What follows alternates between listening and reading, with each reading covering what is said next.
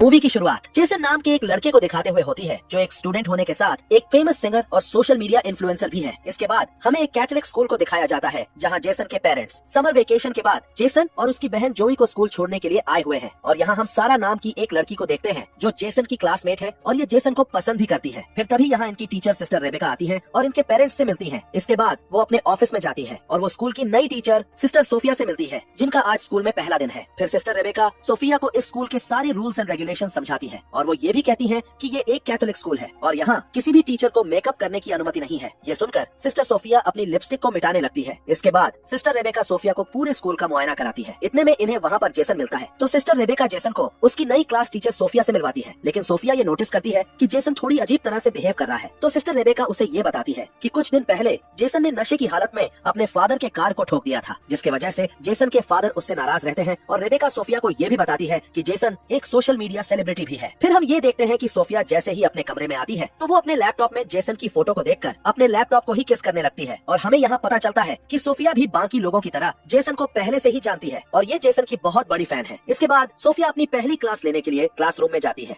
पर वो ये देखती है कि जेसन और सारा दोनों एक दूसरे से बात कर रहे हैं और सोफिया ये देखकर गुस्से में सारा को आगे की सीट पर बिठा देती है। पर सोफिया को ये सब करता देख जोई को काफी अजीब महसूस होता है। दरअसल इस तरह के कैथोलिक स्कूल में कोई भी टीचर इस तरह की हरकत नहीं करते हैं। अब सोफिया क्लास को शुरू करती है। तभी जोई कहती है कि सिस्टर, क्लास शुरू होने से पहले हम सभी क्लास में प्रेयर करते हैं और जब सभी स्टूडेंट्स प्रेयर कर रहे होते हैं तो एक बार फिर जोई ये नोटिस करती है कि सोफिया प्रेयर नहीं कर रही है। और सोफिया की इन सभी हरकतों को जोई अपने भाई जेसन को भी बताती है और क्योंकि जेसन सारा से मैसेज में बात कर रहा था इसीलिए वो जोई की बातों पर कोई खास ध्यान नहीं देता। फिर स्कूल के बाद सोफिया जेसन से मिलती है और बातों ही बातों में पूछती है कि जेसन, क्या सारा तुम्हारी गर्लफ्रेंड है? और ये सुनकर जेसन ये जवाब देता है कि नहीं सिस्टर, अभी तक तो मेरी कोई भी गर्लफ्रेंड नहीं है। और ये सुनकर तो सोफिया काफी खुश होती है क्योंकि कहीं न कहीं सोफिया जेसन से प्यार करती थी। लेकिन अगली सुबह सोफिया की खुशी मानो टूटे हुए कांच के टुकड़ों की तरह बिखर जाती है। वो सारा और जेसन को किस करते हुए देख लेती है। फिर वो जेसन को क्लास में भेजकर सारा को डांटने लगती है और सोफिया सारा को खास हिदायत देती है कि वो जेसन से हमेशा दूर रहे। अब क्लास खत्म होने के बाद सोफिया जेसन से मिलती है। फिर वो जेसन से ये सवाल करती है कि जेसन, तुम तो कह रहे थे कि तुम्हारी कोई भी गर्लफ्रेंड नहीं है, तो तुम सारा के साथ क्या कर रहे थे? जिसका जवाब जेसन नहीं दे पाता। फिर सोफिया बोलती है कि जेसन, मुझे तुमसे तुम्हारी पढ़ाई के बारे में कुछ बात करनी है। मैं चाहती हूँ कि तुम एक बार मुझसे मेरे कमरे में आकर मिलो। थोड़ी देर बाद जब जेसन सोफिया से मिलने जाता है तो वो दरवाजे के पार देखकर भौचक्का हो जाता है। वो देखता है कि सोफिया अपनी अर्धनग्न बॉडी को मॉइस्चराइज कर रही है। असल में सोफिया ने जानबूझकर अपने कमरे का दरवाजा खुला छोड़ रखा था ताकि जेसन उसे इस तरह देखकर उससे अट्रैक्ट हो जाए।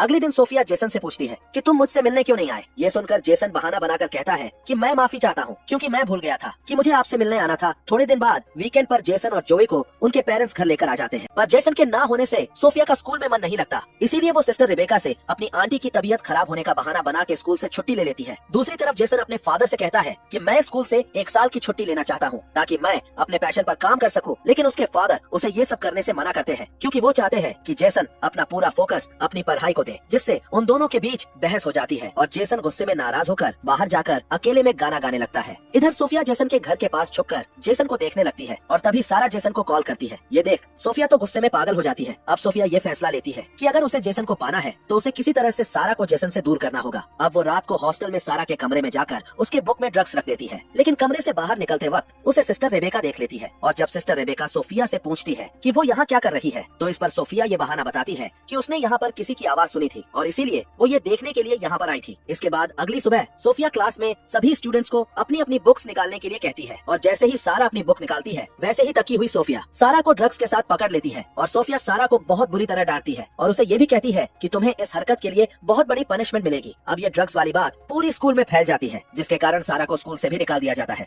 अब हम पास्ट में ये देखते हैं कि जब सोफिया ने जेसन को पहली बार सोशल मीडिया में गाते हुए देखा था तभी से वो जेसन की दीवानी हो गई थी। अब वो जेसन के करीब आने के लिए सोफिया नाम की एक स्कूल टीचर से मिलती है जिसका ट्रांसफर जेसन के स्कूल में होने वाला था और वो उसको मार के उसको ठिकाने लगा देती है और खुद उसकी जगह सोफिया बनकर स्कूल में एंटर हो जाती है। अब हम प्रेजेंट टाइम में वापस आते हैं जहाँ जेसन स्कूल में पेड़ पौधे लगा रहा था पर तभी सोफिया उसके पास आती है और उसकी हेल्प करने के बहाने उसको सेड्यूस करने लगती है और हमेशा की तरह जोई भी सोफिया के इन सभी हरकतों को नोटिस कर रही थी। अब रात में सोफिया चुपके से जेसन के कमरे में जाती है और अपने मोबाइल में वीडियो रिकॉर्डिंग ऑन करके वहीं रख देती है। तभी जेसन जागता है और अपने कमरे में सोफिया को देखकर चौंक जाता है और सोफिया एक बार फिर जेसन को सेड्यूस करने लगती है। लेकिन जेसन ये सब करने के लिए राजी नहीं था पर सोफिया उसको कैसे भी करके अपने बहकावे में ले ही लेती है। फिर ये दोनों इंटीमेट होते हैं पर अगले दिन जेसन उन सारी चीजों को याद करके काफी पछताता है। अब वो चर्च जाकर इस बात का कन्फेस करना चाहता था कि उससे बहुत बड़ा पाप हो गया है। लेकिन जैसे ही वो चर्च में फादर से माफी मांगने लगता है तभी वो देखता है कि वहाँ पर फादर की जगह सोफिया थी और सोफिया जेसन को एक बार फिर उसके गोद में बैठकर उसे सेड्यूस करने लगती है और ये दोनों फिर से यहाँ पर भी इंटीमेट होते हैं। फिर वीकेंड के कारण जेसन अपने घर चला जाता है। तभी सारा उसे मैसेज करती है और उसे पार्टी के लिए इनवाइट करती है। पर जब जेसन रात को अपने फादर से सारा के पार्टी में जाने की इजाजत मांगता है तो उसके फादर उसे जाने से मना कर देते हैं, जिससे उन दोनों के बीच फिर से बहस हो जाती है और जेसन बिना अपने फादर के परमिशन के ही सारा के घर की ओर निकल जाता है। और हम ये देखते हैं कि सोफिया भी उसके पीछे जा रही है। अब जेसन सारा के घर जाकर काफी ड्रिंक करने लगता है। ये देखकर सारा उसको कमरे में ले जाती है और जैसे ही ये दोनों करीब आने लगते हैं कि तभी जेसन को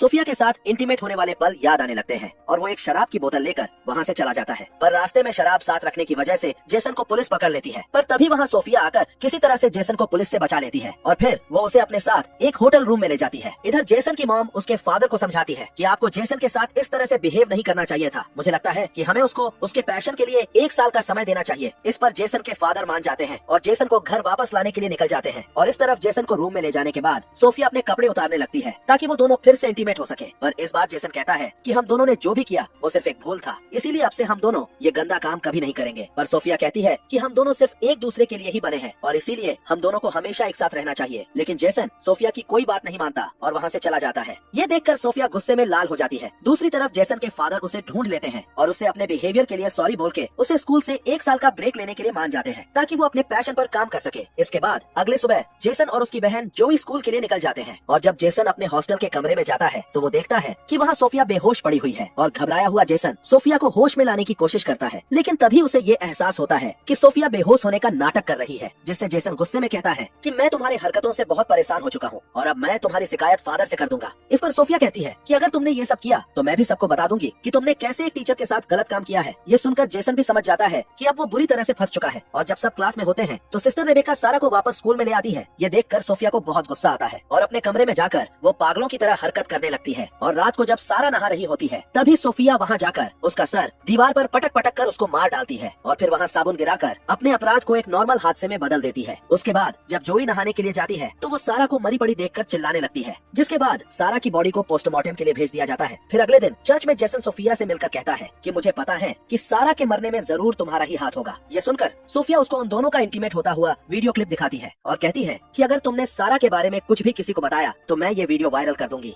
अगले दिन जब सोफिया जेसन को घर जाते हुए देखती है तो वो एक बार फिर सिस्टर रेबेका से अपने आंटी के मौत का बहाना बनाकर छुट्टी लेकर चली जाती है। जब सिस्टर रेबेका सोफिया के आंटी की फ्यूनरल पर फूल भेजने के लिए उसके एड्रेस पर कॉल करती है तो उन्हें ये पता चलता है कि वहाँ तो किसी की भी मौत नहीं हुई है और ना तो ये एड्रेस किसी सोफिया का है। दूसरी तरफ जोई जेसन को स्ट्रेस में देखकर उससे स्ट्रेस की वजह पूछती है और जेसन अपनी बहन को सारी कहानी बता देता है। और अगले दिन वो दोनों सोफिया की असलियत पता करने के लिए चुपके से उसके रूम में जाते हैं। इधर सिस्टर रेबेका को नकली सोफिया के सच्चाई का पता चल जाता है और वो इसकी कंप्लेन फादर को करने के लिए जाने लगती है। लेकिन तभी सोफिया पीछे से रेबेका के सर पर मारकर उसको बेहोश कर देती है। इधर रूम में इन दोनों को असली सोफिया का लैपटॉप मिल जाता है और साथ ही इनको उस नकली सोफिया का लैपटॉप भी मिलता है जिसका असली नाम लॉरा होता है। इसलिए वो दोनों ये बात सिस्टर रेबेका को बताने के लिए उनके पास जाने लगते हैं और तभी इन लोगों का सामना नकली सोफिया यानी कि लॉरा से हो जाता है। वो जेसन के हाथ में अपना लैपटॉप देखकर सब कुछ समझ जाती है कि उसकी सच्चाई सामने आ चुकी है और अब वो पागलों की तरह जेसन से अपने प्यार का इजहार करने लगती है। लेकिन वो दोनों उसे इग्नोर करते हुए वहाँ से जाने लगते हैं। लेकिन तभी पीछे से लॉरा जोई के सर पर मारकर उसको घायल कर देती है और ये देखकर जेसन गुस्से में आकर उसका गला दबाने लगता है। लेकिन लॉरा उसे भी मारकर उसको भी घायल कर देती है। फिर वो जोई को खत्म करने के लिए जाती है। मौके पर वहाँ सिस्टर रेबेका आकर उसको रोकने की कोशिश करती है लेकिन वो सिस्टर रेबेका को भी मारने लगती है। ये देखकर जेसन अपने पॉकेट से स्क्रू ड्राइवर निकालता है और लॉरा के पीठ में घुसा देता है, जिससे लॉरा की मौत हो जाती है। और फिर अगले सीन में हमें स्कूल के ग्रेजुएशन का दिन दिखाया जाता है जिसमें जेसन के फादर जेसन को एक नया गिटार गिफ्ट करते हैं, जिससे जेसन बहुत खुश होता है और ये कहानी यहीं खत्म हो जाती है।